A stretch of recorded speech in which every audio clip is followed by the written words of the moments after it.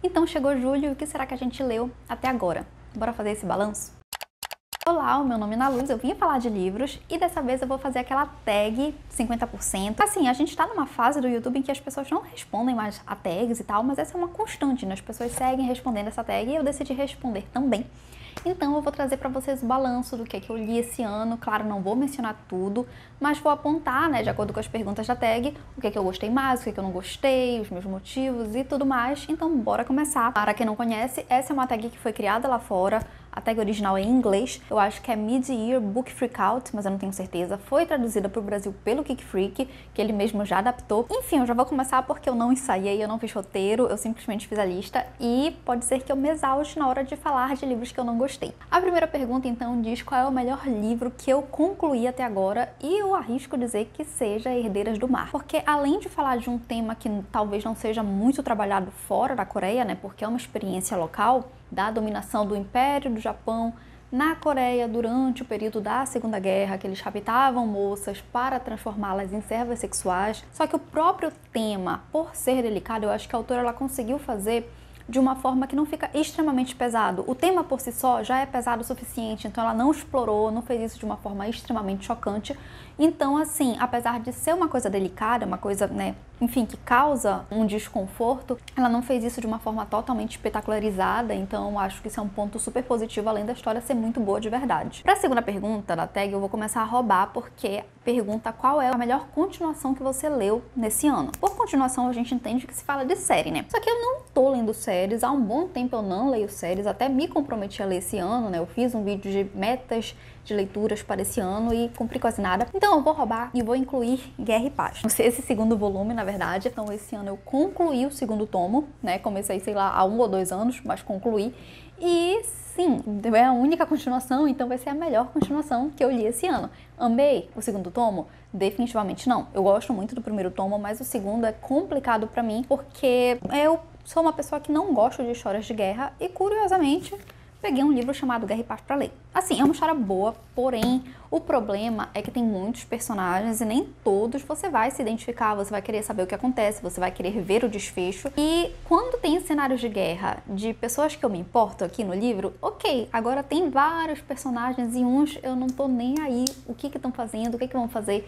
E cenas muito extensas de guerra. Foi um pouco cansativo, foi um pouco maçante, mas no todo eu gostei da experiência, foi muito válida e é uma boa leitura, então tá tudo certo. A próxima pergunta da tag é sobre um livro que é um lançamento desse primeiro semestre que você ainda não leu ou quer muito. Para essa categoria, eu tive que jogar no Google porque eu sou a última pessoa para saber de lançamento. Eu realmente nunca ligo muito para isso, mas eu descobri que a Isabel Allende lançou nesse primeiro semestre um livro chamado Meu Nome é Emília Del Valle, que coincidentemente é o sobrenome de toda a família principal de A Casa dos Espíritos, que na verdade é um livro que por si só já é fechado, mas depois eu descobri que a Isabel Allende ela fez outros livros sobre gerações diferentes dessa mesma família, em séculos diferentes, e eu acho que esse Meu Nome é Emília Del Valle é uma continuação, ou melhor, uma prequel, né, uma prequela. Então eu acho que é interessante porque eu gostei muito da escrita dessa autora, a forma como ela conseguiu trabalhar questões reais com também o realismo mágico e contar uma história quase que generalista, tirando as questões de desastres naturais, sobre qualquer país da América Latina, mesmo que no fundo a gente saiba que talvez se trate do Chile, né, porque ela cresceu lá, ela não nomeia qual país,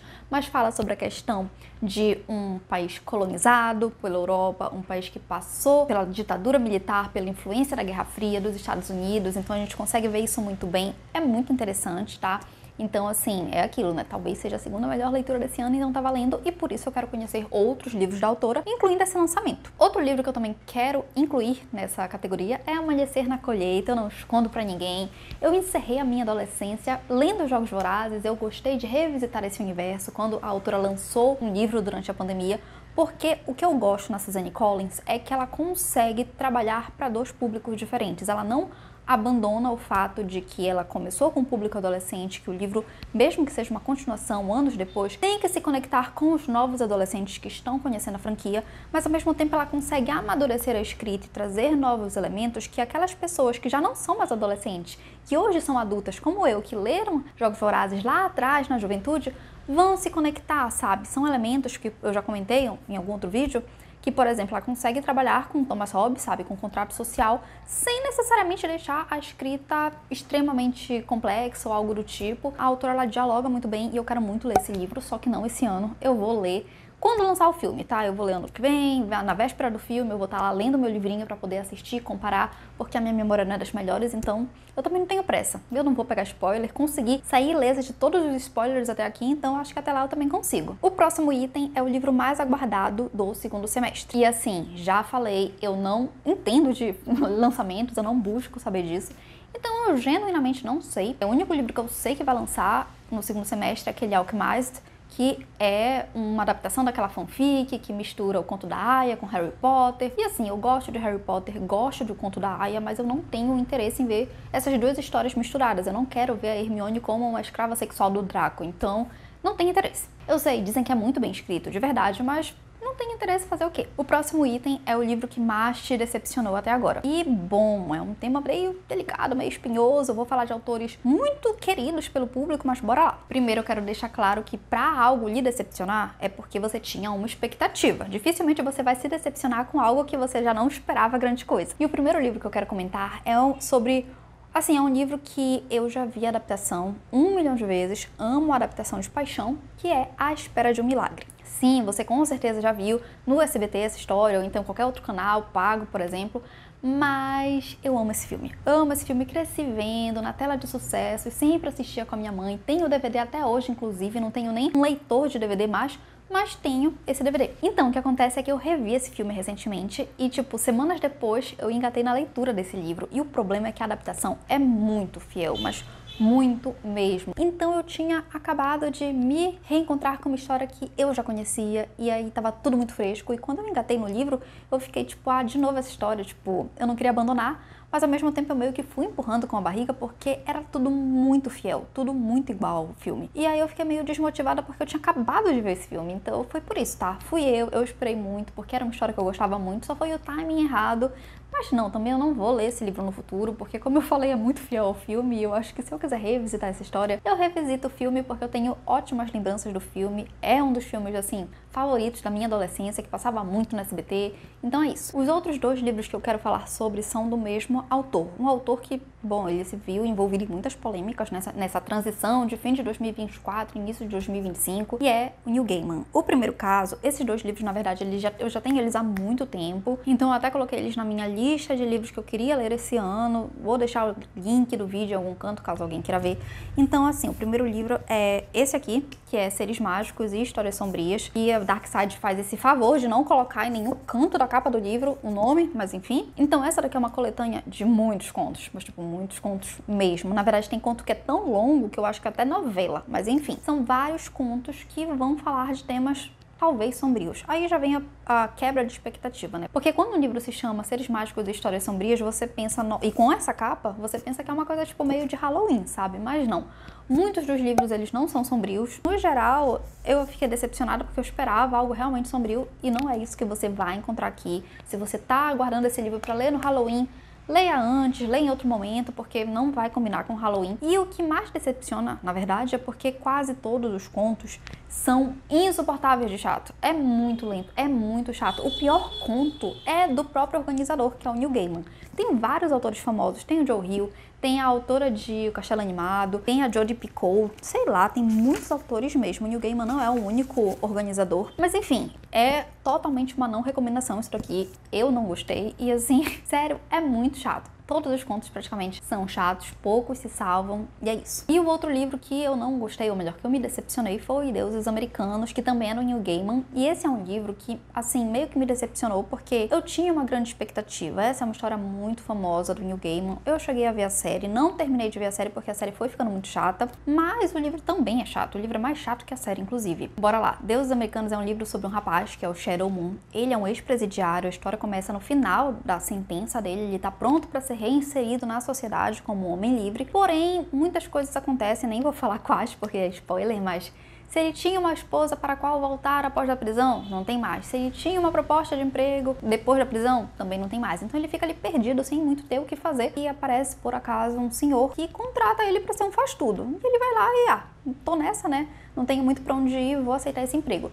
Só que o problema é que o Shadow, ele é muito apático. Tudo que mandam ele fazer, ele faz. E é muito chato. Nossa, muito chato. Porque assim, o livro ele é narrado em terceira pessoa, mas é aquele narrador que acompanha o protagonista. E você tem que ficar acompanhando esse protagonista chato, sem personalidade. Nossa, muito chato. Fora que assim, o mote principal do livro é essa disputa entre novos deuses e antigos deuses pela sobrevivência ali nos Estados Unidos. Por antigos deuses entendem entidades pagãs, que em algum momento alguém que cultuava esses deuses antigos foi para o território dos Estados Unidos e, por fazer suas orações ali, acabou levando esses deuses também para esse local. E assim a gente tem um panteão de deuses antigos que estão nos Estados Unidos, mas estão perdendo a sua força porque eles não têm mais fiéis. Só que o livro ele gira então em torno de uma batalha entre esses deuses antigos e os novos deuses. Quem são os novos deuses? São os novos objetos de culto das pessoas. É a tecnologia, é a mídia, esse tipo de coisa. É bem bacana ver essa dualidade e colocar essas coisas como objetos sim de culto das pessoas, sabe? De adoração. Só que, nossa, o desenrolar disso é terrível de chato. A premissa é interessantíssima, você fica instigado, mas quando você pega o livro é muito chato. O próximo item é o livro que mais te surpreendeu esse ano, e eu vou colocar um livro que me surpreendeu positivamente, um livro que me surpreendeu negativamente. O primeiro é A Cidade do Sol, do Khaled Hosseini. Não sei se estou falando certo o nome desta pessoa. É um livro que fala sobre duas mulheres no Afeganistão, e a gente vai vendo como as mudanças políticas no Afeganistão, no contexto da Guerra Fria, a tomada, né, do poder pelo Talibã, vai afetando a vida dessa sociedade, em especial às mulheres, porque é quem mais sofre, né? Porque antes do Talibã tomar conta, tinha um governo bem liberal, então as mulheres elas podiam ir para a faculdade, podiam trabalhar, não era necessário, na verdade não era obrigatório o uso da burca. E aí, quando chegou o Talibã, mulher era o mesmo que nada, e a gente vê então o contraste dessas duas vidas. Uma que é mais velha, que é bem pobre, é bem humilde, teve que aceitar tudo que a vida dava, da forma que a vida estava dando, porque ela não tinha muito como sobreviver a isso. E a outra que vem de uma família liberal, que tem muitas promessas para o futuro e de repente se vê sem nada disso. E é muito interessante ver a interação dessas mulheres, como elas vão entrar em um ponto em comum e sobreviver a isso. É muito legal, tá? É um livro bem, assim, sensível em determinadas partes. Eu não fiquei emocionada em nada, mas eu acho que algumas pessoas podem ficar. É um livro sobre temas sérios. E o livro que me surpreendeu negativamente, eu tenho até medo de falar, porque pode ser que eu me exalte, porque é um livro... Nossa, é muito... Nossa! Bora lá! O livro se chama Canção das Ossos, que é de uma autora brasileira, tá? Eu acho que é a Gil Domingues. Vou colocar aqui a capinha, né? Porque pode ser que eu não lembre o nome da moça. Inclusive, eu acho que a Gil Domingues nunca vai ver esse vídeo, o que é ótimo. Mas se você vê, não é nada contra você. Eu li a sua nota no final de que esse livro te ajudou a passar por um momento difícil, de depressão. Sinto muito que eu não tenha gostado, mas nossa, eu achei o livro extremamente mal desenvolvido. Porque o que acontece? Esse é um livro que trata de uma releitura de O Fantasma da Ópera, só que em um contexto fantasioso e claro, como uma releitura não vai ser 100% fiel, não esperamos isso. Tudo se passa num conservatório, né? Como O Fantasma da Ópera é uma história sobre música, a autora também trouxe isso, então nessa fantasia há um sistema de magia desenvolvido a partir da música. E aí a gente tem contato com a protagonista, que é uma moça diferente, ela não é padrão. Ela é sáfica, ela não é magra, então, legal, interessante, né? Representatividade. O problema é que ela é a pior personagem de livro que eu já li esse ano. Sério, a menina, ela é extremamente invejosa, ela tem algumas amigas e ela quer ter a vida das amigas. Não é o caso de você admirar a vida da amiga, de você querer algo como a amiga tem. Ela quer a vida dessas amigas. A gente vê que também essas amigas não estão ali pra ela. O problema é que isso não tira o fato de ela ser uma pessoa extremamente invejosa, mesquinha, fora que ela é muito burra. Nossa, ela é muito burra. O mote principal aqui é que nesse universo existe uma questão de que você pode fazer magia com ossos, só que isso é ilegal. Se você faz isso e descobrem, você morre, porque é punível com pena de morte, porque é um negócio muito, dá poderes praticamente ilimitados e a pessoa, quando ela faz essa magia com ossos, ela vai aos poucos perdendo a sanidade. Ela é filha de uma mulher que foi recentemente executada por fazer essa magia dos ossos. Só que o negócio é que quando você faz essa magia, geralmente você quer algo em troca, né? Afinal, é um sacrifício muito grande e você quer uma coisa poderosa em troca, né? Uma grande conquista.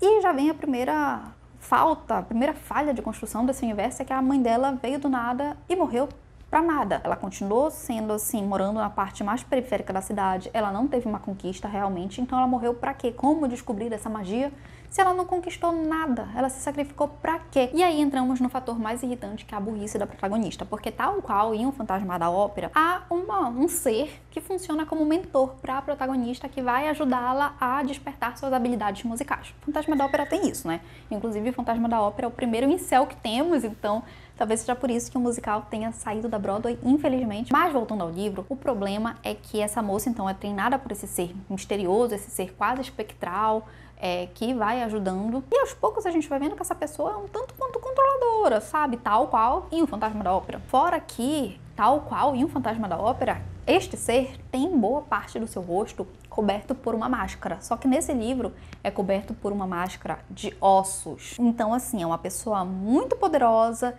que tá dando habilidades muito poderosas para a protagonista, demonstra ali que não é mentalmente muito estável e que tem ossos cobrindo o rosto dela. Então, assim, vou dar uma informação que pode ser até considerada spoiler, vou colocar a minutagem aqui, mas fica claro que essa pessoa super poderosa é envolvida com a magia dos ossos. E a protagonista, quando descobre isso, fica, meu Deus, eu não sabia, que surpresa, e agora? E tipo, gente, que mulher burra, nossa, eu consigo tolerar o protagonista apático lá do Deus Americanos, mas eu não consigo tolerar essa protagonista burra desse livro. Nossa, não é a única revelação, tá, desse livro. Não, nossa, que construção de personagem ruim. Não, sério.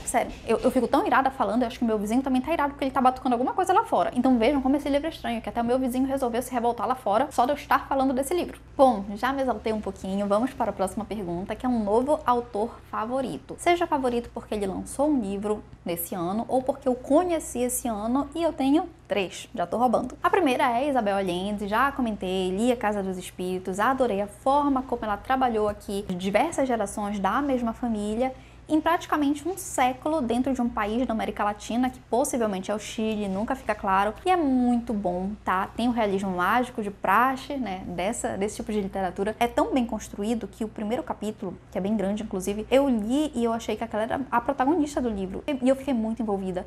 E aí, de repente, eu descobri que aquela não era a protagonista. Ela descreveu muito bem, ela fez a gente sentir uma empatia por um personagem que nem ia seguir com a gente pelo resto da história. Então, assim, é muito bom, ela conseguiu construir todos os personagens da maneira mais envolvente possível, fora que a ambientação é perfeita, sabe? É muito bom esse livro. A segunda autora é a Marilyn Brecht, eu não sei qual outro livro ela lançou, além de Herdeiras do Mar, pode ser que seja o único livro dela, mas gostei muito, gostei da escrita, como eu falei, ela fala de temas pesados sem necessariamente ir para um lado muito, sabe, espetacularizou, sabe, o sofrimento. Ela não explorou de uma forma, tipo, só pra chocar. E o terceiro é Kazuo Ishiguro, até já fiz resenha do livro dele, né, que eu li, que é Clara e o Sol. Enfim, eu tô curiosa e eu sei que ele flerta com outros gêneros, né, até roteirista de cinema ele é, então bora ver, eu quero sim conhecer outras obras do autor. A próxima pergunta é um livro que te fez chorar nesse primeiro semestre. E eu não chorei lendo livro nenhum, na verdade, eu não li nada muito emocionante, eu também não sou esse tipo de pessoa, né, que chora com tanta facilidade lendo livro. Mas teve um livro que eu nem necessariamente gostei, adorei, nem nada, mas eu acho que ele tem uma cena tocante, que é A Tempestade do Sul. Esse é um livro que, assim, eu não recomendaria como uma grande leitura, nossa, adorei, porque eu achei, assim, bem raso, na verdade. Tirando os protagonistas, todos os outros personagens desse contexto desse livro são, assim, monocromáticos, sabe? Eles são rasos feito pires. Mas, enfim, a questão aqui é que a protagonista, não é spoiler o que eu vou falar, ela passa por uma situação de um luto recente, né? Ela perdeu a filha, ela não superou isso, ela não tratou com terapia, ela não teve sequer ajuda do marido, pai da criança, para isso, e ela sente muito esse luto. E tem um momento em que ela interage com uma personagem que, dentre os coadjuvantes, é talvez a que mais tem um desenvolvimento. Ela passou por um luto também de perder a filha, só que ela já é uma senhora idosa, então já tem muitos anos que ela perdeu essa filha. E aí tem um momento do livro que elas têm um diálogo que eu achei muito bonito. Você nunca vai superar a perda de alguém querido, principalmente de um filho, né? Até contraria a ordem natural que as pessoas esperam, né? Mas aí elas conseguem trabalhar ali, ter um diálogo muito bonito sobre como superar a perda, porque assim, aquilo sempre vai marcar você. Mas você precisa seguir a sua vida, né? A sua filha não ia querer que você ficasse presa ali naquela angústia, naquela culpa. Então tem uma troca realmente bonita sobre como tentar tentar seguir adiante com a sua própria vida diante de uma situação tão triste, né? Porque você precisa superar esses traumas. A próxima pergunta é um livro que te fez feliz nesse primeiro semestre. E a verdade é que eu, apesar de não ter lido nada que me fez chorar, eu também não li nada muito leve, né? Eu só li histórias de guerra, de trauma, de luto. Mas tem um livro infantil e talvez seja mais leve, e por isso eu vou roubar e vou colocar nessa categoria, mas eu não fiquei, tipo, rindo, não fiquei feliz lendo necessariamente, mas foi leve, né? Então, o mais próximo de felicidade talvez que eu encontrei este ano em um livro, e é O Mágico de Oz. Eu li esse livro tem há muito tempo aqui em casa, e é basicamente aquela mesma história do filme da MGM, que a gente assistiu. Dorothy vai pro mundo de Oz e ela tenta voltar pra casa. Aqui, assim, a gente já vê mudanças em relação ao filme, né? A principal mudança é que aqui tem uma bruxa boa do norte e do sul, enquanto no filme juntaram em uma só, que é a Glinda.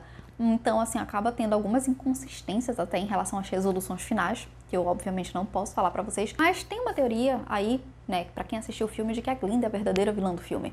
Enfim, quando vocês verem o filme, se vocês não viram, vocês vão entender do que eu tô falando. E essa teoria não se sustenta aqui porque existem duas bruxas, né? Então, a próxima pergunta é uma adaptação que você assistiu até agora que você gostou muito. Vou roubar novamente. Vou colocar aqui 2 filmes e os 2 eu não li a obra original. O primeiro é O Serviço de Entregas da Kiki. E esse é um filme muito bonitinho. Fala sobre uma bruxinha que ela tem 13 anos, ela precisa passar ali pelo treinamento dela em magia. Ela tem que passar um ano longe da família, dos pais e tentar ser autônoma e descobrir as habilidades dela sozinha. E aí ela vai para uma ilhazinha, ela vai desenvolvendo amizades, aí ela até constrói esse serviço, né, já que ela tem a vassourinha mágica dela. Um serviço de delivery, em que ela não precisa trabalhar ali no trânsito, ela pode fugir de tudo isso e ser muito mais rápido com a vassoura dela. E é muito bonitinho, é muito legal. Não li o livro original, mas enfim, gostei bastante. E o segundo filme é uma adaptação, na verdade, de um mangá que sequer tem no Brasil. Então, assim, né, grande chance de eu não ler, a não ser que alguma editora traga, que é Sussurros do Coração, que também é uma história muito bonitinha, bem assim, coming of age, sabe? Bem sobre amadurecimento. Então tem uma menina que ela é muito assim, viciada em livro, e esse filme tem meio que 2 histórias em uma. Ela já leu todos os livros da biblioteca, assim, pra idade dela, e em todos os livros sempre tem uma pessoa que leu antes dela e assinou. E ela fica muito curiosa pra saber quem é essa pessoa, que tem um gosto literário tão parecido com o dela, e ela começa a querer investigar pra saber quem é essa pessoa, né? Que já emprestou todos os livros que ela também já emprestou. E o outro plot da história fala sobre a vida acadêmica dela. Tá ali naquele final de ensino fundamental, em transição pro ensino médio, todo mundo já tá meio que tendo que escolher o que é que vai fazer da sua vida, que área vai seguir, e ela não sabe o que é que ela quer fazer. Então é bem uma história sobre amadurecimento mesmo. É bem bonitinho, de verdade. Eu acho que esses 2 filmes eu tornei, assim, favoritos. Lá no meu Letterboxd eu coloquei como favorito, sabe? Naqueles 4 títulos. Pois é, tá lá.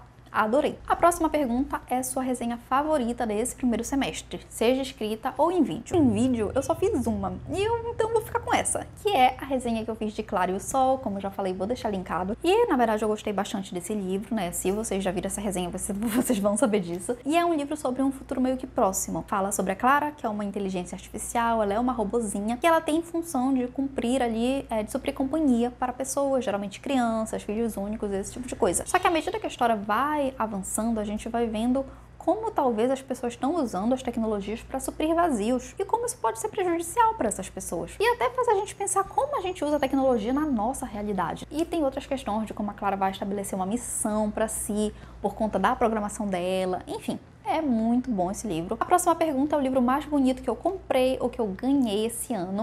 E eu estou num regime de não comprar livros. Eu já tenho muito livro, né? Então eu não tô comprando livro, então, né? Tenho muito livro não lido. Eu, inclusive, queria até fazer um disclaimer. Eu tô gravando esse vídeo quando tá rolando, acho que é a Prime Day. E eu já caí tanto nisso de comprar livros por impulso. E hoje eu tenho vários livros que eu sequer tenho mais vontade de ler, sabe? Eu sei que nessa área a gente vive muito de consumismo, né? Inclusive eu tenho um link da Amazon, se você quiser comprar qualquer coisa pelo meu link. Eu agradeço muito porque eu recebo uma comissão, você não paga nada mais por isso. Mas eu gostaria de dar esse voto aqui de que eu sempre vou prezar pelo consumo consciente, sabe? Se você não tem certeza que você vai ler agora esse livro, não compra, sabe? Deixa para o futuro, pode ser que entre numa promoção depois. Eu tenho tantos livros que talvez eu não queira tanto ler mais, mas eu comprei, aí eu fico nessa obrigação de me sentir obrigada a ler. Eu tenho amigos que acabaram nunca lendo o livro que compraram, porque compraram por impulso, depois passaram pra frente, venderam. E tipo, quando você vende um livro, nunca vai valer o gasto que você teve ao comprar, porque você já tá revendendo um livro usado. Então assim, eu não tô julgando o hábito de consumo de ninguém, todo mundo tem o direito de comprar o que quiser, de fazer book haul, de fazer conteúdo sobre compras. mas eu hoje vejo que não é essencial você comprar um livro numa promoção, sabe? Você pode deixar passar. Então, assim, eu acho que eu sou muito mais realizada em termos, né, de consumo quando eu compro um livro e eu sei que eu vou ler aquele livro na hora, quando eu quero muito ler aquele livro em específico e não quando eu deixo aqui na estante. Mas enfim, é a minha experiência, né? Pode não valer pra você. Enfim, tudo isso pra dizer que eu não tenho um livro bonito na minha estante porque eu não comprei mesmo. E por último, um livro que eu preciso, eu quero muito ler até o final do ano. Tem um livro em específico que eu quero muito ler esse ano, é Musashi. Na verdade, é o terceiro volume, né, dos 3, do box com 3 volumes. É um livro, na verdade, que apesar de ser o livro mais exportado pra fora do Japão, ele não tem um peso muito grande aqui no Brasil, o que eu acho uma pena, sabe? Porque é uma história muito boa. Talvez pra galera que leia mangá, veja anime, não seja uma história tão, assim, estranha, porque teve um mangá Vagabond, que foi adaptado, virou anime, então a galera já conhece por essa história. O que eu acho legal em Musashi é porque é uma ficção histórica sobre um personagem real, o maior samurai que teve na história do Japão, né, no Japão feudal, e a estrutura dele é muito parecida com Os Miseráveis. Eu li o primeiro volume, inclusive, antes de ler Os Miseráveis, e eu não conseguia desver o que eu estava vendo. Porque a gente tem toda a construção muito similar, bem folhetinesca, de muitos encontros e desencontros, aquele mesmo grupo de personagens que ficam se esbarrando e depois se separam por acaso e depois se encontram de novo. Enfim, é muito legal. A gente tem um arco de redenção de um personagem que teve ali os seus pecados no início da trama, tal qual o Jean Valjean. É muito legal. Se você leu Os Miseráveis, você gostou dessa coisa bem rocambolesca mesmo, de encontro e desencontro, acho que você vai gostar de Musashi, porque bebeu muito dessa fonte. Então é isso, eu concluí a tag. Eu gostei do balanço geral de livros, né, de leituras, e tenho grandes esperanças para um próximo semestre. Talvez eu faça um vídeo ranqueando todas as leituras que eu fiz, ou não. Não sei, me digam se vocês têm interesse. E no mais, muito obrigada por terem assistido até aqui. Se gostou, dá um like, essas coisas, enfim, se inscreve se gostou, conheça outros conteúdos, se você foi com a minha cara, com as minhas listas, se você quer ler Musashi. E até a próxima. Tchau, tchau. E Gil Domingues, se você viu esse vídeo, por favor, não fique chateada por eu não ter gostado de Canção dos Ossos.